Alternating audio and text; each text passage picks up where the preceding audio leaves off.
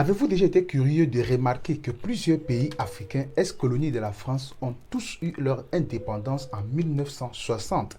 Alors, si cela a déjà eu à attirer votre attention ou si vous souhaitez comprendre ce mystère, restez avec moi dans cette vidéo. Nous parlerons de l'aspect obscur des accords coloniaux avec la France. Salut, je suis Cédric l'Africain et bienvenue dans cette autre vidéo où nous parlerons des 11 accords entre la France et ses ex-colonies avant l'indépendance.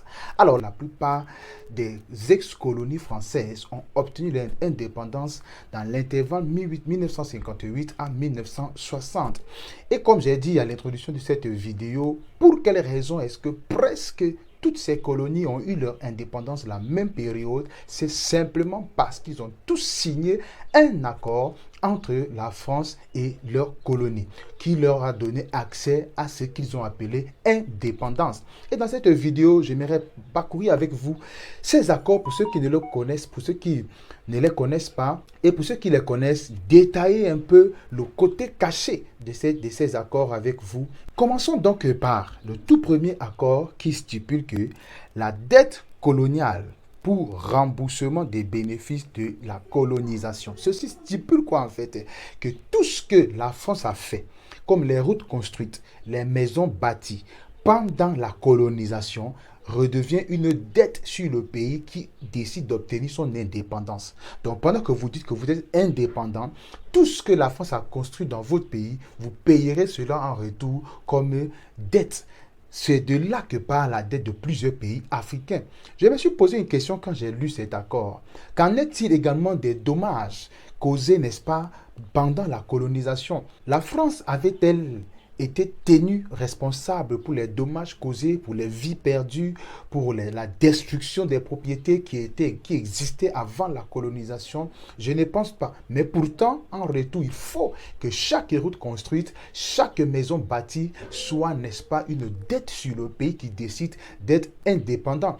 Je pense que c'est peut-être dans ce sens que vous avez écouté un moment des rumeurs qui disaient que le palais présidentiel sénégalais serait en location à la France ou bien le palais présidentiel ivoirien serait en location à la France. Ça va dans ce sens. Ce sont des rumeurs sur lesquelles nous allons revenir, n'est-ce pas, dans de prochaines vidéos. Alors, vous remarquez avec moi déjà que le premier accord avec la France était déjà un problème. Mais plusieurs pays africains ont signé parce qu'ils souhaitaient être indépendants. Donc, tant que tu n'as pas signé cet accord, on ne pourrait pas te donner ton indépendance. Évoluons au second accord, la confiscation automatique des réserves financières nationales. Qu'est-ce que cela stipule? Toutes les colonies françaises d'Afrique doivent, n'est-ce pas, garder leurs réserves nationales forcément et obligatoirement à la France, sans laquelle l'indépendance n'est pas octroyée. C'est pourquoi je pense jusqu'à aujourd'hui, beaucoup de nos réserves sont gardées dans les banques françaises. Quand on parle des réserves nationales d'un pays, il s'agit, n'est-ce pas, des avoirs en monnaie étrangère ou alors en or qui sont gardés, n'est-ce pas, dans la banque, naturellement, qui sont la propriété d'un pays, mais que la France a décidé de garder. Alors, qu'est-ce que cela implique? Je me pose souvent la question quand les gens disent « Oh non, on doit être indépendant, on doit se lever ». Pensez-vous pouvoir réorganiser une révolution sans finance si vos réserves sont toujours gardées chez, disons, l'ex-colon? Alors, comment expliquez-vous que vous pourrez mener une révolution? Comment pourrez-vous mettre un terme, n'est-ce pas, à ce que nous appelons aujourd'hui néocolonisation, aussi longtemps que vos réserves sont toujours gardées par l'ex-colon? Utilisons le terme, puisque c'est ce qui se veut aujourd'hui. Ça, c'est que l'accord numéro 2. C'est pourquoi j'ai parlé de la face obscure de ces accords. C'est le côté qui n'est pas vu. Pourquoi, si c'est notre argent, et tu dis nous sommes libres, si ça nous appartient, pourquoi tu décides de garder ça? Pourtant, c'est pour nous. Et il est question que ce soit ainsi.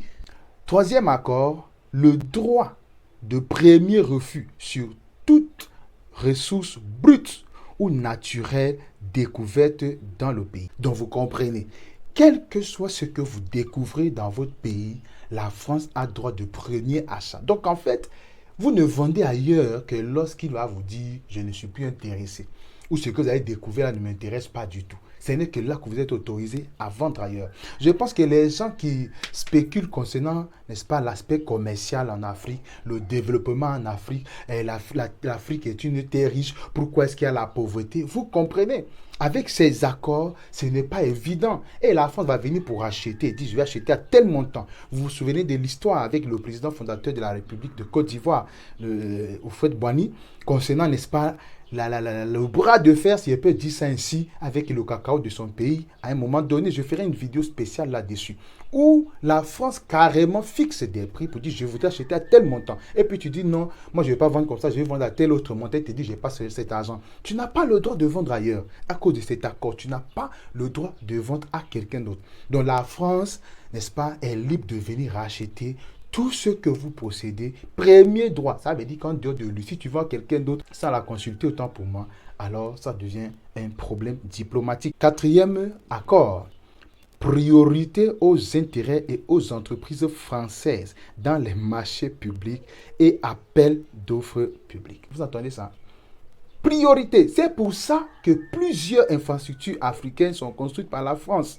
Plusieurs.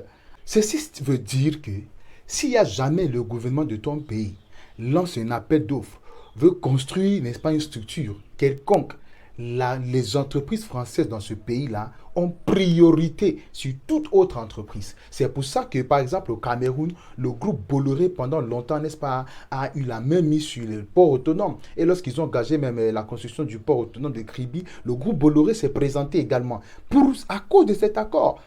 Je reviendrai sur ces aspects commerciaux dans une autre vidéo. Donc, dans l'attribution des marchés publics, les entreprises françaises ont la priorité. Même si des entreprises africaines sont qualifiées et ont tout ce qu'il faut pour faire ce marché, les entreprises françaises ont la priorité. Ces accords coloniaux, n'est-ce pas, que nos parents ou nos ancêtres ont eu à signer, continuent de créer des difficultés dans plusieurs pays jusqu'à présent.